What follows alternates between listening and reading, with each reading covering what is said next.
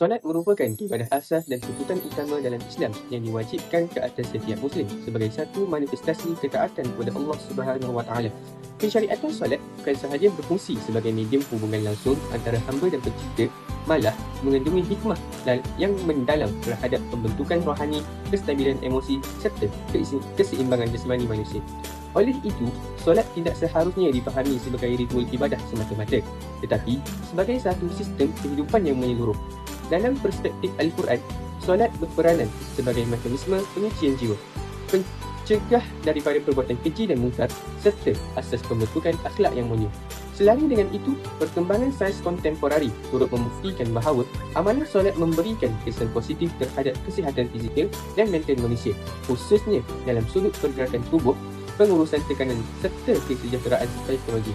Hal ini jelas menunjukkan bahawa wujudnya kesepaduan yang harmoni antara wahyu ilahi dan penemuan sains. Seterusnya kita kepada objektif tugasan. Terdapat 4 objektif utama dalam tugasan ini. Yang pertama, mengkaji ayat Al-Quran yang menjelaskan tentang pensyariatan solat. Yang kedua, menjelaskan hikmah solat dari sudut spiritual dan moral berdasarkan perspektif Islam dan sains.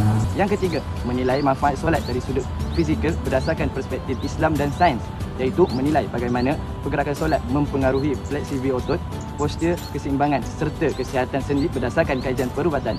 Yang keempat, merumuskan penjelasan Al-Quran dan penemuan sains berkaitan hikmah pensyariatan solat. Seterusnya adalah dalil daripada Al-Quran tentang pensyariatan solat. Jadi Allah SWT telah berfirman di dalam surah Al-Baqarah ayat yang ke-43. A'udzu billahi minasyaitonir rajim wa aqimus salata wa atuz zakata warka'u ma'ar raki'in. Sadaqallahul azim. Jadi mafhumnya, dirikanlah solat dan tunaikanlah zakat serta rukuklah secara berjemaah bersama orang-orang yang rukuk. Di dalam ayat ini, menurut tafsir Al-Munir karya Dr. Wahbah Az-Zuhaili, ada menerangkan bahawa mendirikan bukanlah sekadar melaksanakan pergerakan solat semata-mata, namun mendirikan yakni dengan menyempurnakan bermula daripada rukun zahir iaitu wuduk dan tertib, dan seterusnya diikuti dengan rukun batin yakni khusyuk di dalam solat. Solat ini merupakan tiang perantaraan antara seorang hamba dengan Sang Pencipta, di mana ini menjadi simbolik kepada penyerahan diri secara total kepada Allah SWT sebagai Sang Pencipta. Solat juga adalah ubat kepada penyakit sombong di dalam diri manusia. Melalui ayat ini, ianya adalah teguran daripada Allah SWT kepada Bani Israel, di mana mereka berasa sombong atas sebab mereka merasakan mereka adalah kaum-kaum yang terpilih. Hikmah pensyariatan solat dari sudut fizikal. Yang pertama, takbir dan qoyah. Menurut Islam, dia sebagai simbol kedudukan mutlak dan ketulusan hati dalam mengagungkan Allah Subhanahu Wa Taala. Malah ia membebaskan daripada berfikir urusan duniawi agar tupuan dapat diberikan kepada pencipta. Menurut sains, mengangkat tangan membantu mengembangkan rongga dada dan ini membantu sistem pernafasan dan juga ia merupakan syarat mental untuk fokus. Malah ia dikategorikan sebagai fasa pemanasan. Ini kerana ia menstabilkan koordinasi badan dan juga melatih otak untuk kekal fokus. Yang kedua, rukuk. Menurut Islam, mendidik jiwa agar sentiasa berendah diri dan tawaduk di hadapan keperkasaan Allah SWT. Malah ia menyedarkan manusia akan kekedilan diri yang sentiasa mengharapkan perlindungan dan keampunannya serta menghapuskan pada sifat sombong. Menurut sains, ia merenggangkan otot belakang, hamstring, betis secara sistematik dan juga penyakit tulang rapuh. Rukuk juga lebih banyak menghalakan aliran darah ke bahagian atas badan iaitu kepala dan juga dada. Ini kerana ia membekalkan oksigen tambahan kepada saraf optik iaitu mata dan juga otak. Yang ketiga, sujud. Menurut Islam, meletakkan anggota wajah yang mula ke bumi sebagai tanda kerendahan diri kepada Allah Subhanahu Wa Taala dan juga ini menyebabkan semua dan juga bongkak. Menurut sains, kepala yang berada rendah daripada jantung membantu meningkatkan pengaliran darah ke otak. Ini membantu meningkatkan daya ingatan dan juga fokus serta memberi kesan relaksasi pada sistem saraf.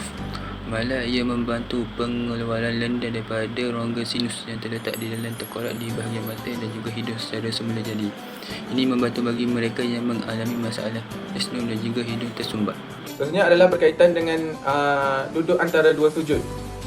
Duduk antara dua sujud dari sudut Islam, ianya melambangkan doa, pengharapan serta pergantungan kita sepenuhnya kepada Allah Subhanahu Wa Taala. Dan ianya juga mengajarkan kita untuk tetap bertenang. Dari sudut sains pula, posisi ini iaitu duduk antara dua sujud ini, ianya dapat membantu kita dalam melancarkan aliran darah kita, melunturkan otot-otot, khususnya otot kaki, dan tetap menjaga kesihatan sendi, terutama lutut. Yang kedua, seterusnya adalah duduk tasyahud. Tasyahud ini adalah tahiyat.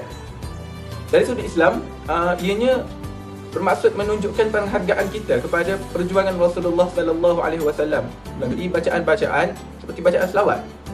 Dari sudut sains pula, kedudukan ini dapat meregangkan otot-otot paha, pergelangan kaki serta membantu dalam mencegah masalah sendi. Terakhir adalah tu'maninah. Tu'maninah ini adalah berhenti seketika. Dan tu'maninah ini mengajarkan kita agar tidak terburu-buru, dan ianya mengajarkan kita untuk memberi ketenangan, khususnya ketenangan jiwa. Dari sudut sains pula, ianya membantu kita dalam memperbaik atau merawat sistem saraf, agar sistem saraf ini dapat berehat serta dapat menstabilkan degupan jantung kita. Iaitu solat ini bukan sahaja ibadah, tetapi ianya juga dapat memberi, dari sudut lain ia dapat memberi kita manfaat dari sudut kesihatan fizikal maupun mental. Seterusnya kita pergi kepada hikmah solat dari segi spiritual dan moral. Yang pertama, solat sebagai wadah komunikasi antara hamba dengan Allah. Melalui solat, kita boleh berdoa dan merintih dan serta menyerahkan segala masalah kepada Allah Subhanahu Wa Taala. Kedua, solat membentuk peribadi dan akhlak yang mulia. Solat merupakan proses penyucian jiwa dan diri daripada sifat negatif dan perkara yang tidak baik. Yang ketiga, solat sebagai benteng kawalan diri dan disiplin nafsu. Solat ini mendidik manusia mengawal hawa nafsu dan menjauhi perkara-perkara mungkar. Baiklah, yang keempat ialah solat dapat memupuk sifat kejujuran dan amanah, muraqabah.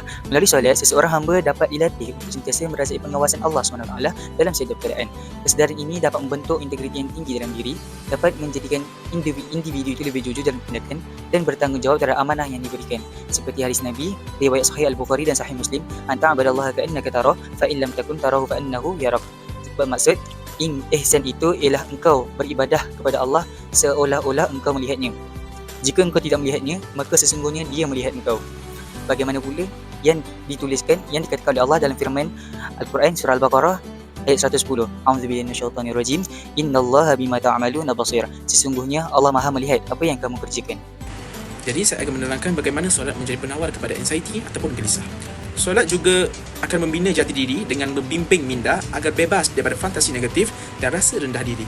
Ia juga akan memupuk minda yang positif serta memelihara kemuliaan insan sebagai sebaik-baik ciptaan Allah SWT. Sekaligus, ia akan memastikan setiap tindakan selaras dengan tanggungjawab sebagai seorang khalifah. Akhir sekali, solat akan menghapuskan belenggu panik, kelesuan jiwa serta perasaan putus asa terhadap rahmat Allah SWT.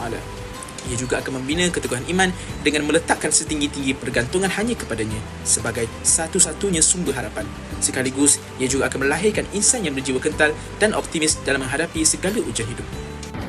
Kita kepada kesimpulannya, iaitu rumusan yang terakhir.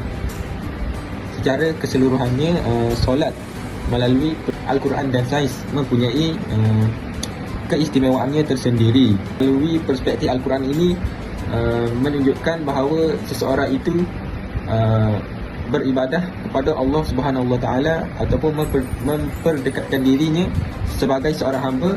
Melalui solat tersebut, seseorang hamba mendapat ketenangan dan kesabaran dalam kehidupan. Manakala melalui perspektif sains pula, solat ini mengikut pandangan sains iaitu boleh menyebabkan iaitu merupakan senaman kepada tubuh badan manusia. Hal ini menyebabkan pergerakan otot seluruh badan bergerak ataupun mengalami pergerakan. Ini menyebabkan tubuh badan manusia sihat dan cerdas. Seperti apabila kita rokok, pergerakan tulang belakang ataupun otot-otot yang ada pada tulang belakang ini bergerak. Sekian, terima kasih.